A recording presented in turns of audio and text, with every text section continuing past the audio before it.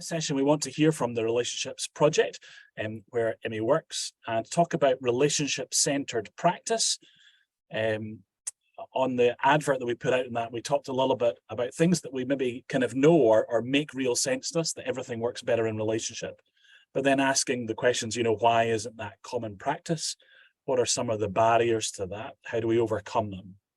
And how do we build out from many bright spots of relational practice to shift systems and structures, which is what we're all about and what we want us to see. So without me spraffing around and taking up the first half hour of just talking nonsense, let's get straight into inviting Emmy to come and share with us, which is why we're here, and looking forward to what she has to bring to us. So a significant welcome to Emmy. We're looking forward to it. Over to you. Thanks so much, Grant, and hello everyone. I'm just going to share my screen. Okay, it's really lovely to be here today. Thank you so much for sharing your lunchtime with me. It's a real privilege. As Grant said, I'm Emmy. I co-lead the Relationships Project, and I'm joining you today from a semi-sunny Shropshire. To give you a bit of a sense of my setting, my dog Bramble is lounging around on the sofa behind me, so I doubt he'll pop up, but if he does, give him a wave. So who are we? We're the Relationships Project. We're a really small team who simply believe that everything works better when relationships are valued. We started about 5 years ago, and over that time we've been on a kind of journey to learning why relationships are important, the difference that they make, how to put relationships first in the work that we do, and exploring all the sort of barriers and opportunities that sit around that. So when I say everything works better when relationships are valued, I'm going to go into that in a little bit more detail in a moment, but really we think that this is the case across the board. So GPs' practices have better health outcomes when relationships are valued. We think schools have better educational outcomes. We know that communities are stronger and more cohesive and more resilient when relationships are strong. And we know that individuals are happier and healthier as well. But whilst it's common sense that everything works better when relationships are valued, it's not common practice. And that's what we want to shift. So in our work, we try and do sort of 3 things. Firstly, to build our understanding about why relationships are important, the difference that they make, and to build a sort of identity around relationships and relationship-centered practice. Too often this sort of work is seen as a fluffy extra done by nice people who go above and beyond. But actually, as we're going to explore over the next sort of 20 minutes or so, we think that relationships are the way in which other goals are achieved. So we want to create a sense that this is a thing. To work relationally is a thing. We're also trying to help connect up the many bright spots of energy and innovation around relationship-centered practice. Somewhat ironically, many of us share a belief in the importance of relationships, but we're not very well connected with one another, and we're not realizing the sum of our parts or more than the sum of our parts. So we're trying to help connect up and create the opportunities for relationships to build across those who share this belief in the importance of relationships, creating a sense of belonging to a bigger movement and feeling less alone in this work. And thirdly, we're trying to help embed relationship-centered practice and a commitment to putting relationships first across our organisations, across our approaches to supporting communities, and across our systems. So making relationship-centered practice the first mile, not, as is so often the case, the extra mile. So over the next sort of 20 minutes or so, I want to explore with you a little bit about why relationships matter, what difference they make, what we mean by good relationships and some of the characteristics that we think good relationships share, and start to think about how we can embed relational ways of working in our partnerships and in our systems.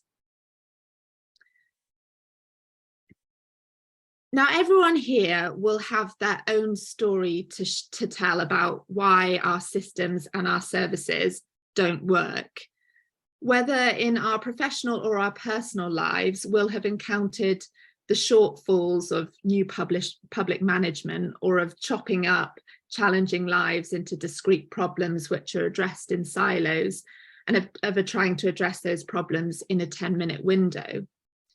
And we'll all have our own stories to tell about the toll that dehumanized systems have, not just on patients or on service users, but on staff and frontline practitioners.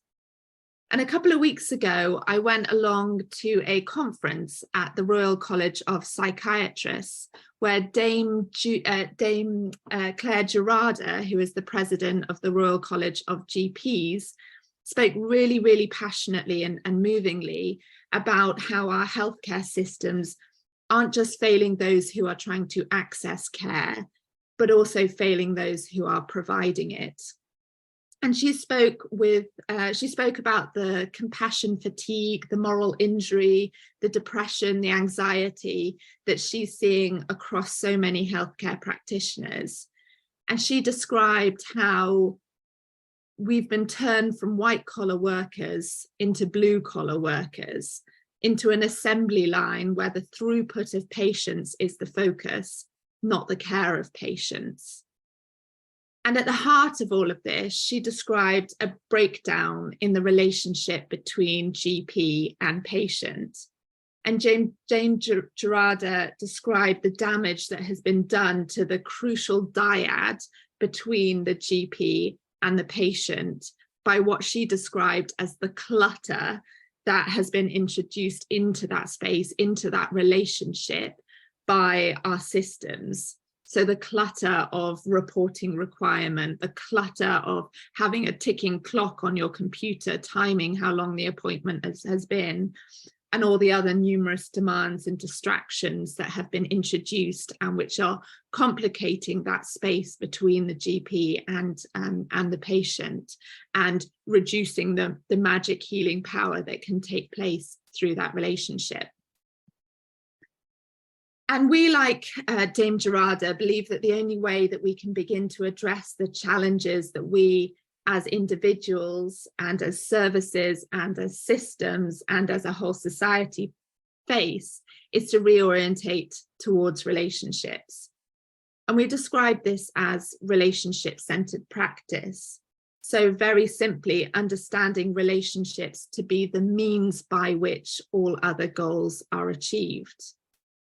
Now, putting relationships first doesn't mean that we think that they are more important than an effective health system, or more important than stable and cohesive communities, or more important than just and sustainable futures. Instead, it means that we know that they are the foundation for all of this, that it is only through having strong and meaningful and purposeful relationships that we are going to be able to build and realize all of these things. Now, I've been drawing on healthcare as an example, but there are lots of other examples of the transformative power of putting relationships first. And this is an example that you might be familiar with. A year or so ago, Gateshead Council ran a small pilot in their council tax recovery team. This team was given permission to rip up assessment forms and instead ask residents, what can we do for you? And this simple act of moving away from assessment forms and opening up a dialogue with residents enabled staff to understand the root causes of non-payments and to work with residents to address these. And I think we can share these slides afterwards, and I've included a link to a really nice essay by Mark Smith, who led this experiment. And Mark tells the story of Juliet, a resident in Gateshead, who was continually failing to pay her council tax on time. And Jim, who was a member of the council tax team, was part of this experiment. And Jim one day picked up the phone to Juliet and said to Juliet, I've noticed that you've not been paying your council tax. I'm not here to chase you up for that money or to chastise you. but I'm here to ask you, what can we do for you? And through that conversation, Jim uncovered that, or found out that Juliet was needing to move house. Juliet was frightened of her neighbours, and Juliet's mum, who provided a lot of childcare to Juliet's children, was also frightened of the neighbours. So as a result, Juliet's mum wasn't coming over to babysit at night because she was too scared. This meant that Juliet had to reduce her working hours, and as a result, had her pay cut. So Juliet was unable to pay her council tax. So in hearing this story and being able to understand the root causes of that, Jim was able to work with Juliet to help Juliet to move house, to move away from those neighbours, to find a place where her mum felt comfortable coming over at night to babysit. And as a result, Juliet was able to increase her hours and therefore start paying her council tax again. So a really simple example of how what Mark Smith describes as liberating the method, so opening up the space in which a relationship could be formed, enabled Juliet and Jim to find a solution to Juliet's problems in a way that an assessment form and a status quo had been unable to do. And across that study, across that experiment, they found that 70% of the residents that they worked alongside could find solutions to the problems that they were facing and start paying their council tax again. So to break out of that endless passing between different services and that endless kind of loop of being held within the system. We've been exploring, or I've been sharing a lot about how the relationship between public services or public service providers and residents is really important. But I do want to stress that that's not the only kind of relationship that we need to be thinking about and attending to. To live healthy, happy and flourishing lives, we all need warm webs of relationships of many different kinds. If my only relationship were with service providers, my life is going to lack intimacy, it's going to lack love, it's going to lack belonging, it's going to lack stability. So to give another example of the importance of relationships of a very different nature, we've been incredibly impressed with the work of Professor Daniel Aldrich, who's based out in the States. And Aldrich and his team have been exploring the key determinants of fatalities in the wake of natural disasters. And this study that I've cited here is a study on deaths after the Japanese tsunami. And what Aldrich and his team found that it wasn't the height of the sea wall or the height of the wave that crashed into towns that determined the number of fatalities. Instead, it was the strength of social capital or the strength of community relationships. And at first, this seems incredibly unlikely, but actually when we start to unpack that, it becomes more self-evident. So communities that know one another, that have good relationships with one another, are going to know who's most vulnerable, who's going to struggle to leave their house in an emergency. They're going to have the contact details of those who can offer support. They're going to know who has a generator, who has a space that everyone can congregate in. They're going to have those flows of information and those webs of relationship that help and enable an effective response.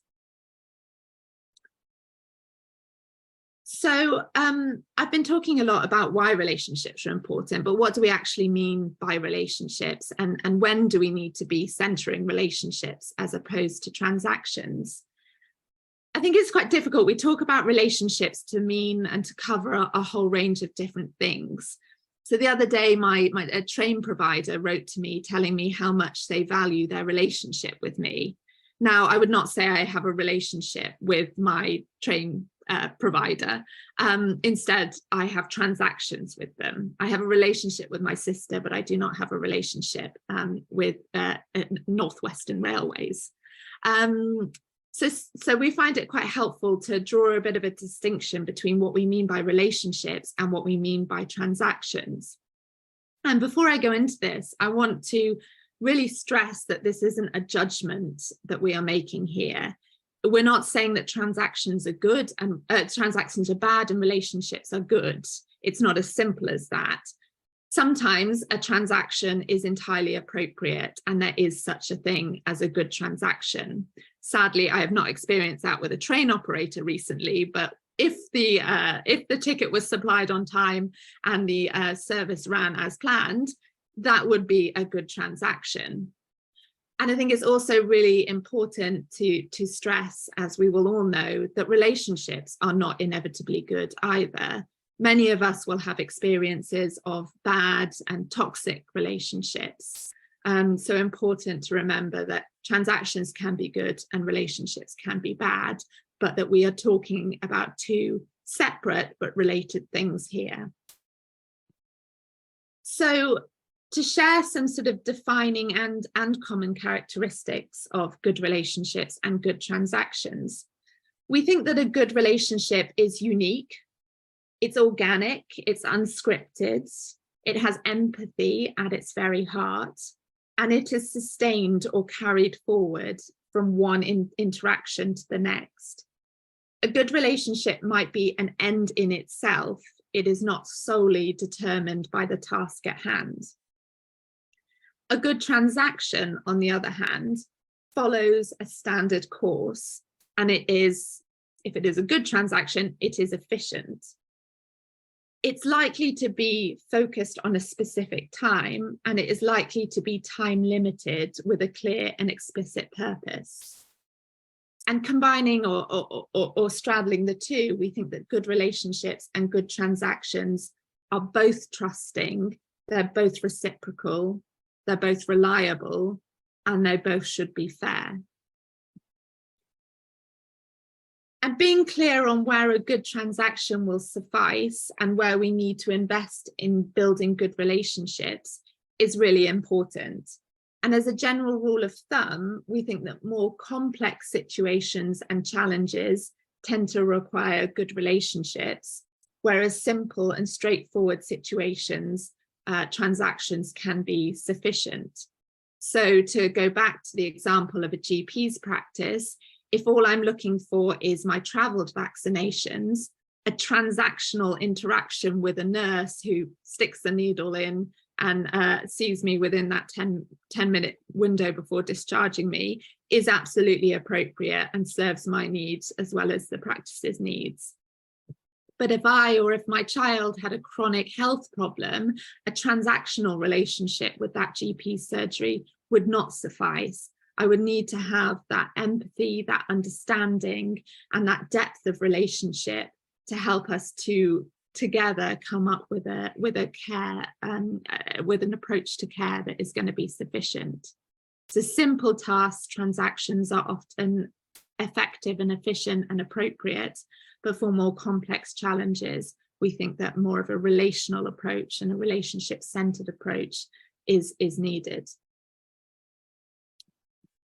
So I've been talking about why we think relationships are important and what we mean by relationships. And I just want to finish up by sharing some of our thinking about how we go about embedding relationships and relational ways of working in our organizations and in our systems. And I think too often relationships and relational ways of working is seen as nice people doing nice things. And whilst personality traits can have a bearing on relationship-centered practice, it is, we think, something that can be supported and institutionalized through training, monitoring, management, and intention. And this model that I'm going to talk you through now starts to unpack some of those enablers or some of those conditions that need to be in place to enable or to prioritize a relationship-first approach to our services and our organizations. So yesterday and Monday, I was at a convening of conveners, and we were talking about how networks and coalitions have both a body and a soul. And I think that the same applies to relationship-centered practice. We can think of the body as the observable, tangible, implementable elements of the practice. But without a soul, without a connection to our deepest values, the body can't be sustained, and relationship-centered practice will not become embedded across our systems. So we think that the soul of relationship-centered practice connects us to a set of values-based ideas which ground this practice in a wider purpose. And these ideas or principles at the heart of relationship-centered practice include things like a commitment to addressing the imbalance of power, a commitment to kindness and compassion and empathy without fail, an understanding that trust is really important and something that needs to be worked on continuously. It involves embracing the value of constructive disagreement. It's not just about being nice to one another and finding the commonalities. It's about holding that tension and working through it in a positive and constructive way. The process of relationship-centered practice is rooted in the person and not the task. So it's about seeing that person and being fully present in that interaction. It connects to ideas of reciprocity. So this idea that we play different roles, but it's always, relationship-centered practice is always a process of give and take. It requires vulnerability and the openness to being open and showing parts of ourselves that we might often keep hidden. It's important to think about safety within relationship-centered practice. This work is really hard and it involves exposure to risk. So we need to look out for one another as relationship-centered practitioners. And it involves challenge as well. It involves embracing the value of constructive disagreement. So flowing from these principles and into the body of relationship-centered practice are a set of behaviours that characterise relational ways of working. And these behaviours will vary from context to context and are often really, really simple things. We've been learning a lot from our friends at Grapevine in Coventry and Warwickshire about how they're going about trying to rehumanise their local systems. And at the start of every meeting, they insist on having a check-in in which everyone in the room has the opportunity to learn a little bit more about one another and to start to connect as human beings. And we've heard from so many brilliant relationship-centered practitioners about how active listening sits at the heart of their practice, as per the Gateshead Council Tax example. And there are lots of other behaviours that we might witness in relationship-centered practice. Things like acting generously, showing up on time without fail, regular reflection, meeting people where they're at. You know, the list goes on. And thinking about behaviours puts a lot of emphasis on the individual practitioner, but there needs to be a set of conditions in place to support that practitioner. And Camden Council have been really brave in sharing their learning about experimenting with relationship-centered ways of working. Camden Council tried a similar sort of experiment to the one that I told you about in Gateshead, where frontline staff were liberated from the usual protocols to take a relationship-first approach. But this experiment actually failed. And when the team reflected on this, they reflected that removing the protocols and processes that had been in place for so long actually left staff feeling really exposed. And often in difficult situations, these processes and protocols act as a bit of a protective clothing. And if we take them away without putting anything in their place, staff can be left in a really difficult position, unsure of what to do and how to be. So I think this points to the importance of training and support to enable relationship-centered practice, to support staff to take a relationship-first approach. So to do that, we need to feel confident and capable in things like active listening and dealing with conflict. And we need to have good self-awareness and good self-reflection capabilities. And all of these things can be supported through training, through skills development, through early education. And building out from this, we don't think it's just skills and knowledge that need to be in place to enable relationship ways of working. We also need our organizations and systems to enable relationships to be put first. So in the Gateshead example, we heard how the removal of assessment forms liberated more relational ways of working. And in other examples, we've heard how regular mandatory supervision is essential to supporting staff to work relationally. And without supportive organizational conditions, relationship-centered practice won't take root and it won't become embedded. It will remain at the margins, done by a handful of maverick practitioners who rely on managers turning a blind eye. And without the behaviors and skills, relationship-centered practice is merely something that we pay lip sync to. And I just want to end by saying or acknowledging that putting relationships first is really, really hard. At a personal level, it requires us to be vulnerable. It requires us to offer parts of ourselves that might be easier to hide. And it takes something of our emotional bandwidth. And at an organizational or systems level, it requires really brave transformation. It requires us to embrace messiness and to take on some risk and to think fundamentally differently. But without taking this leap, without putting relationships first, we'll remain stuck in systems of broken services and broken lives. And we think to address the challenges that we as a society face, we need a paradigm shift towards a world built for and around good relationships. So I'll leave it there, and I very much look forward to hearing your comments and questions and builds on all of that. Gee whiz, I told you it was going to be good. Can we not just do this all day? I mean, that was just really quite significant. And my dilemma is, as you were talking, I'm writing so many different bits and pieces kind of down. I'm going, I hope I capture all of this. But to remind people, we are recording this, and so you'll be able to watch it back kind of later. To let people know a little bit about the structure, about what we're going to do next, we've got an opportunity in a moment to think about feedback. So can I throw out the question to those in the room? What jumps out at you the most? If there was something that was said or that jumped out at you, there was an opportunity for some feedback.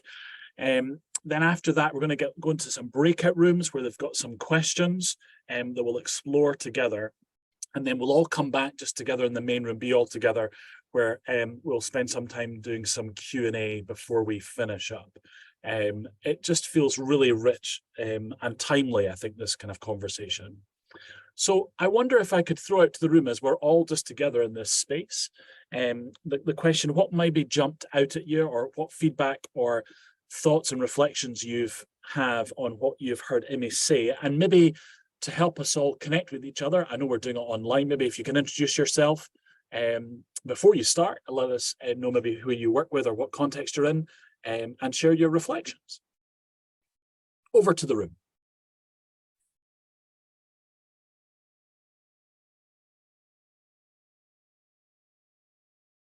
Can I maybe kick us off then? If there's maybe just it's just the reflection of, and it maybe sounds like a question, but it's a thought as well, as to when did this start, the shift from relational to transactional, because it feels very dominant in our world. I think of small communities where, small groups of people who have known each other well, they would have done business together very relationally, and almost as our cities build, or is it part of the Industrial Revolution, we become much more transactional in the way that we work. And then how do we get back into that, space again, is a bit of a reflection for me. But Simon, you've got your hand up. Hello, Simon. Hi there. One of the things that really struck me, just introduce myself, Simon Goldsmith from Bexley MenCap. I'm working with all of our GP practices, interesting enough, in the London Borough of Bexley. So all of this makes absolute sense to me, and it's an approach that we've been developing here very, very successfully, which has meant that at a time when the NHS is under huge pressure, and people said to me a year ago, you'll never ever be able to get into all those practices, they're far too busy. We're now working with all 21 practices in the borough. And partly that has been because we asked that important question, not what can we do for you or what can you do for us? It was about, is there something important that we could do together?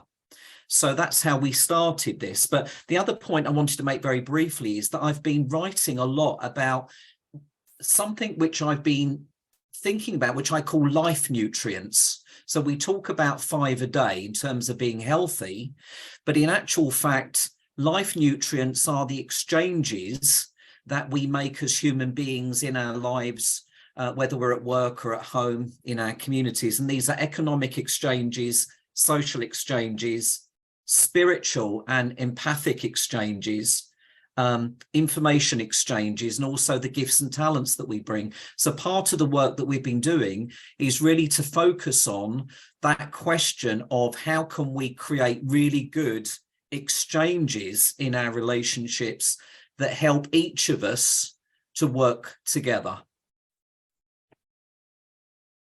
Yeah, thanks for that, Simon. Really quite insightful. I'm just taking comments at the moment. There's more space for Q&A because I think we want a bit more of a dialogue. But Joy, I think you've got your hand up as well. I don't know if you want to join in. Yes, thank you very much. Thank you for a brilliant presentation. I just love the clarity of the frameworks. I'm from Triangle. We're the organisation that creates and supports Outcome Stars. The Outcome Stars are kind of relational tools at their core because they're collaborative tools which are designed for the person being helped and the person helping to kind of have a conversation and come up together with a shared kind of perspective. And they probably sit around your kind of behaviours and knowledge and skills kind of loops. But one of the things that we find is not only is there that part of organisational conditions which can support the use of the stars in that way or inhibit the use of the stars in that way, but we've also found that there's a kind of another arc beyond that, which is the approach that the commissioners use. And so quite often what we see is a very transactional approach to commissioning. So we'll give you this money and you deliver us these outcomes. We don't particularly want a conversation, but just give us the report. And as long as we see that your numbers show that you've given us, then, you know, then tick, you're a good provider and you'll keep the contract.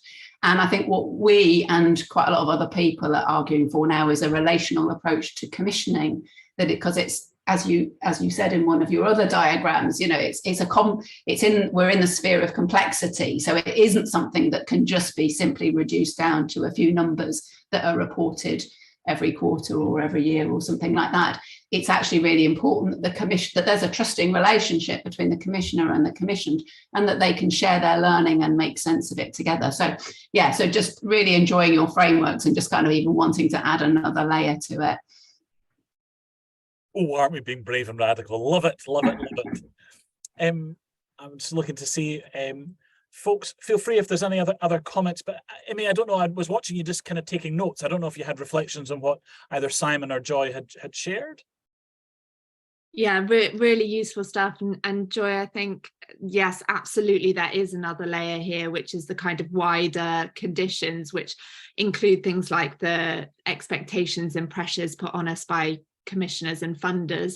It's also relates to the kind of wider cultural and economic and social conditions in which we're all operating. And I think some of those aspects we can change as practitioners or as managers of systems, but others of those we can't. And it's about a kind of multi-layered approach to this kind of work, because we're not going to be able to create this shift alone. There needs to be a bottom up and a top down chipping away at it, as it were. And I think, you know, measurement is such a crucial part of this. We obviously need to be making the case for why relationship centered ways of working matter, but so much of the existing measurement paradigm does not serve or cannot do justice to the sort of outcomes that we're talking about here, the sort of emergence and complexity. So yeah, I've come across outcome stars before, love them. And I think things like that, need to be coming into the forefront of how we measure and what we deem to be valuable and measurable, if we're going to be able to make that case for why this way of working is the right way.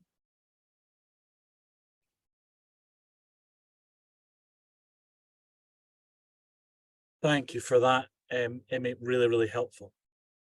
It's good to talk. I think breakout rooms are looming, and probably the more space that we can get in rooms where we all get to chat and talk and look at our questions, probably the better. So we can start a little bit earlier on that, which I think is good. I'm grateful for Tabby, one of our colleagues, who's going to help do the technical bit behind the scenes, which is going to put us all in kind of into breakout rooms. And we've got 3 questions for you, which I think Tabby's just fired just into the chat there, which you can hopefully see those, that we're going to explore just together. If I can ask, when you go into a breakout room, if you could just maybe just nominate to somebody just to kind of collect some of the thoughts, that just always helps when it comes back just to feedback, that somebody might be able just to share what your group is thinking. So maybe just nominate somebody just to facilitate that space.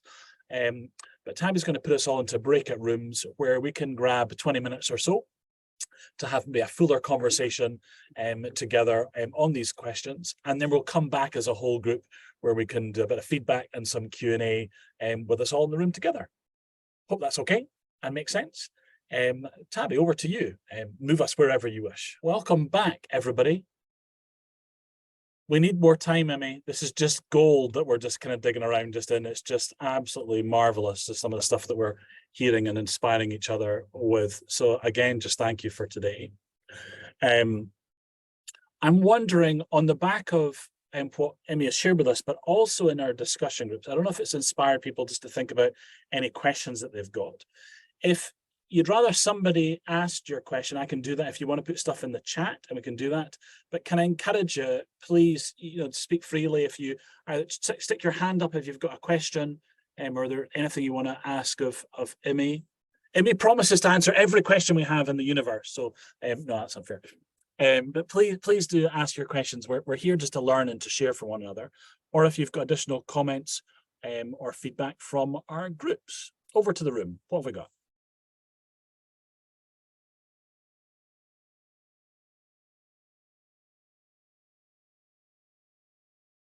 I'll be bad and kick off and take my...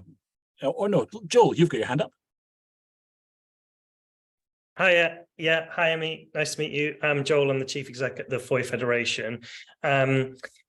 Just a question regarding one of the things that we've come across quite regularly. We work with a network of housing associations and charities, and the size of the organization and the structures that exist due to the size, and sometimes also the geographical spread of an organization. I'm just interested in how we go about building relationship-based practice in those larger organizations. It seems much easier to work with people and change the culture towards a relationship-based in a smaller organization than it does in a larger one. I guess that's probably kind of quite obvious, but like, how do we, instead of just avoiding those big organizations, they hold a lot of power and they hold a lot of ability to change the system as well. So just wondered kind of your experience of best ways to work with those larger, maybe quite transactional organizations, how to go about influencing them. Well, that's the $1 million question, isn't it, Joel? I think one way to start thinking about that is, today and in the framing of my presentation, I put quite a lot of emphasis on the relationship between a service provider and a service user. But there are so many other relationships at play and that are important. And I think what we've seen across larger and particularly geographically dispersed organizations is how important the intra-organizational relationships are. So those relationships between different teams, different departments, different silos. And I think starting there can be a really important and useful way of unlocking the kind of capacity and ability and kind of energy for thinking about how we then start focusing on and investing in other relationships. We've been doing a little bit of work, or been inspired by the work of Dr. Sarah Yardley, who's a professor in palliative care, and she's been thinking a lot about how do we help healthcare practitioners to build better relationships with one another. So if they have a patient presenting with something that maybe they can't support them with, they know exactly who to send them on to, and they have that relationship with that practitioner or that provider that enables them to share some of that information, get that practitioner up to speed so that the patient doesn't have to keep repeating the situation that they're in and the challenges that they face. So it's by no means a full answer, but thinking about those intra-organizational relationships as a bit of a starting point there. Thank you. Yeah, thanks for that. I think, Jackie, you're next with your hand up.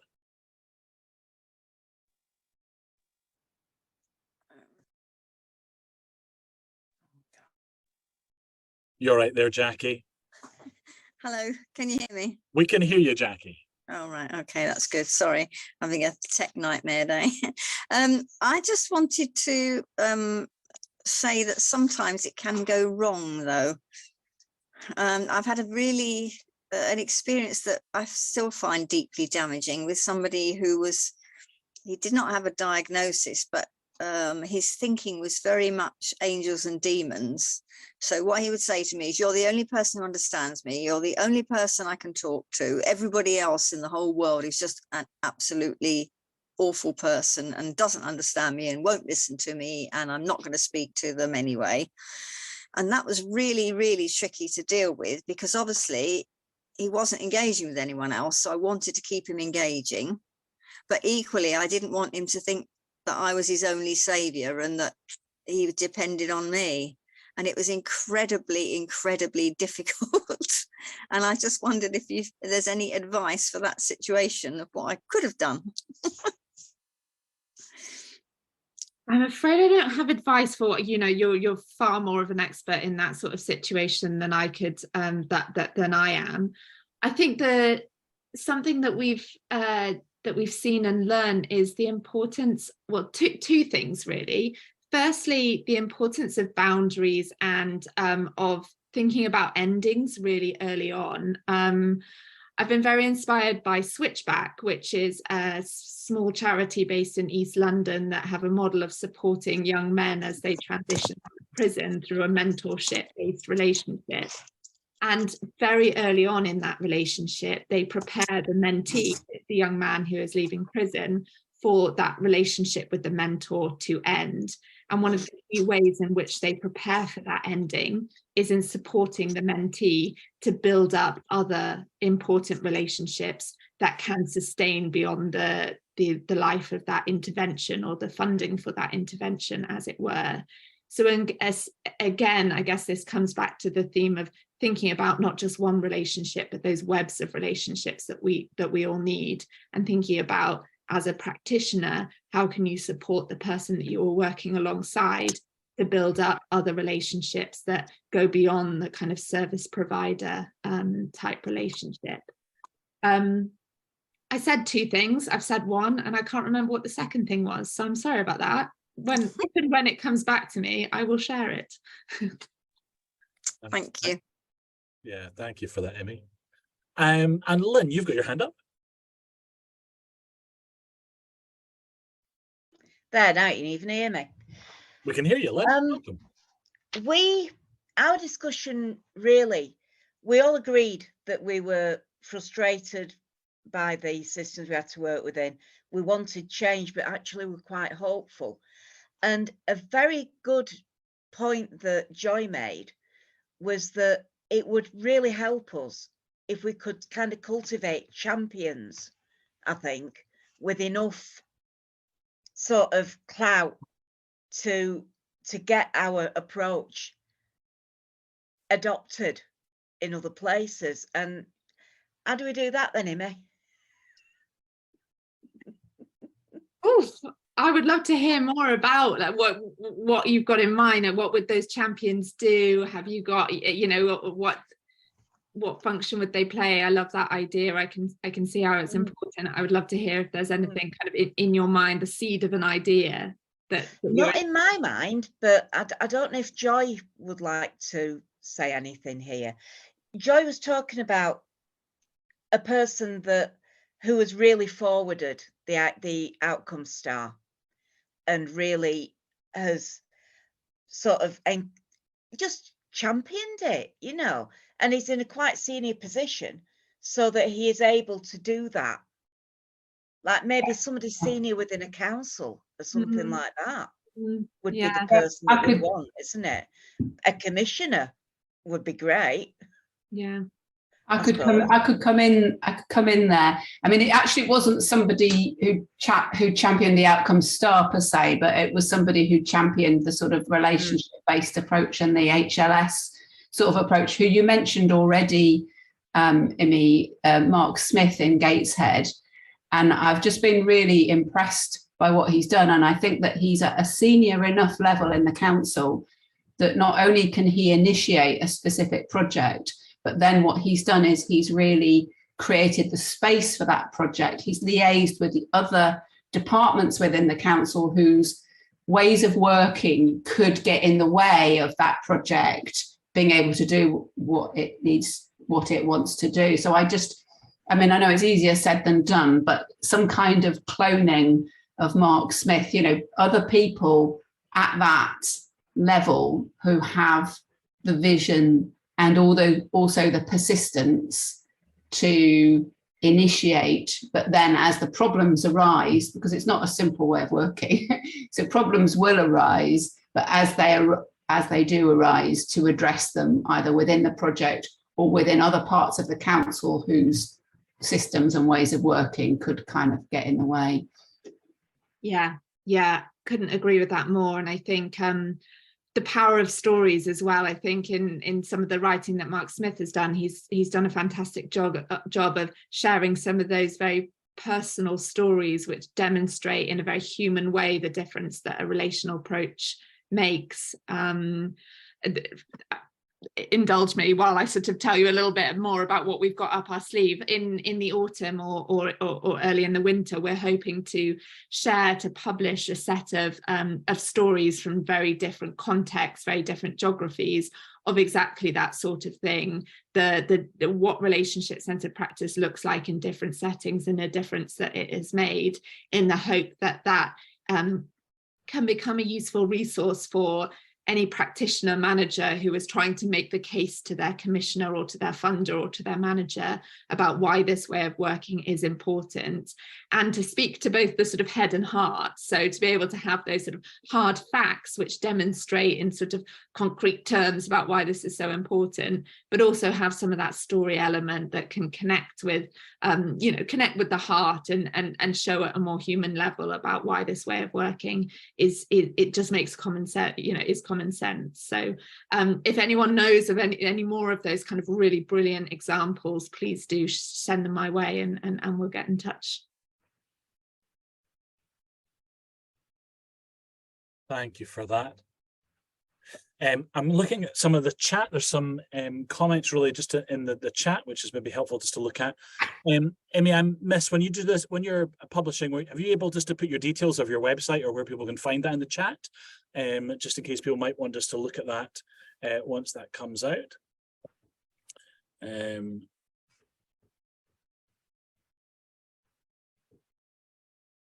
So Simon, you were commenting some evidence that people experiencing isolation have a few bonded relationships, an absence of bridging relationships. Okay, the focus on the supporting bridging relationship is the one way to support new connections and opportunities beyond individual professional intervention. Emmy, you were nodding away at that. Yeah, I think I'm not sure, lots of different models of kind of bridging relationships there, but I think, at a community level, we've been thinking a lot about bonding and bridging relationships. So, and learned a lot about that through the pandemic as well. We saw I think, an increase in bonding capital, which is the relationships with people we see as being similar to ourselves. So a lot of that happened on a street level, but there was a breakdown in bridging relationships. So a breakdown in the kind of relationships that we have with people that we don't see as being similar as ourselves. And that came through in the kind of scapegoating and blame and some of those narratives that came through in the media. And I think at a personal level, interested to explore that as well. That seems to be maybe where Simon is coming at it from. But this, again, coming back to this idea that we need lots of different types of relationships in order to have a happy and healthy and thriving life. There's some really interesting work going on at Sussex University on the impact of consequential strangers on our sort of everyday happiness and well-being. So, you know, the person that we wave to as we walk down the street, or the person in the corner shop that just gives us a nod and a smile each day, seems like a very, very small thing, but actually growing evidence to show that that does make a big difference to your mood and ultimately to your well-being. So that kind of wide variety of different types of relationships which need attention and need tending to. It's all the people I bump into when I'm walking the dog. They talk to the dog more than me. Yeah. But the value in some of that, which sometimes we think actually is maybe much smaller than it really is, about the people, our neighbours, the people that we might just even wave and just say hello to.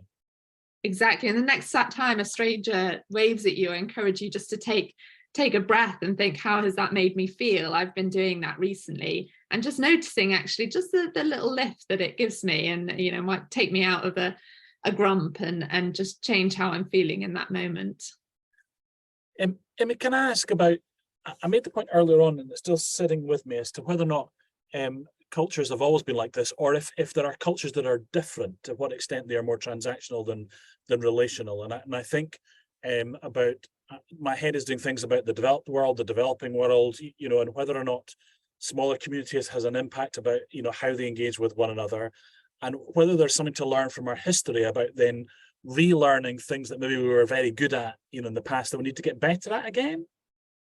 I think that absolutely is, and I don't feel sort of qualified to sort of fully tell that story, but I think we can sort of trace the beginnings of this right back to the sort of start of neoliberalism and the shift towards far more kind of individualistic, capitalistic ways of being and operating, which sort of started in the economic realm, but quickly infiltrated kind of how we live together in so many different senses.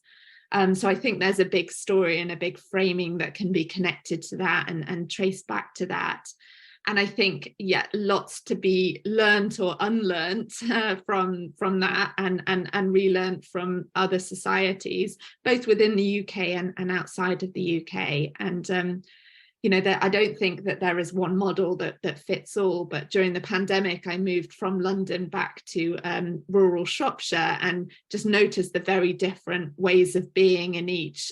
I'm not saying one is right and one is wrong, but there are certainly different sort of micro cultures and micro expectations about relationships in different communities across the UK, and then, as you say, in different societies across the world as well. And I think looking outwards can be really useful in thinking about and reflecting on how is it as a society here in the UK that we want to be, and how we want to live together as well. I don't know if Joel's still on the call, but he mentioned in our discussion group that I think the Relationship Project published a document during COVID, and when we were spending all our time online, you know, about whether or not there's a relationship deficit. I certainly felt, as somebody who depended on the way I do work is through relationship and you know, soft power, connecting with others. I felt like my right arm was cut off in the world of Teams, of going, I don't know how to get stuff done, because you were so dependent on working with others. Has there been an impact? Because we're now talking about this as our new world, that part of our life is real, part of it is virtual. We maybe spend more time, you know, working from home and on screen. I felt I was almost in a relationship deficit, you know, while, you know, I was working in that way. Is there any reflections on is that a long-term thing? Do we have to adapt to that in a different way in order for our relationships to be strong and flexible and adapt? I think it's a really fascinating question, and I think it's interesting to think about when we think about working from home, it's tempting to think about what that has done to our relationships with our co-workers. And I think for some people that has had an adverse effect in terms of how much collaboration there is, and how well we kind of know one another, and those water cooler chats, all those sorts of things. But on the other hand, I now work from home, and whilst that might be the case with my colleagues, working from home has enabled me to tend to another set of relationships in a way that I wasn't previously able to do to the same extent when I was commuting every day or when I was living in a different place. So again, it's always it's a really complex picture, I think. And there has been lots of great work that has been done. I think Grapevine, who I mentioned earlier, they've published a guide on how to sort of tend to relationships in the digital sphere. So very simple things that we can do to get to know one another and to build up a relationship, even if that relationship only takes place online. Maybe they're just workarounds rather than a sort of full solution or a full replacement, but I think they go some way to trying to address some of the barriers that Zoom has put in the way of us relating well. And Jackie's also commented a great reminder that, work used to be in the home and communities. The Industrial Revolution took people away. Then later many strong communities, mining and other things you mentioned there, kind of just Jackie, where we worked alongside our neighbors in communities. So great reflection there, Jackie, just as well. Any other kind of comments or questions as we're drawing to close?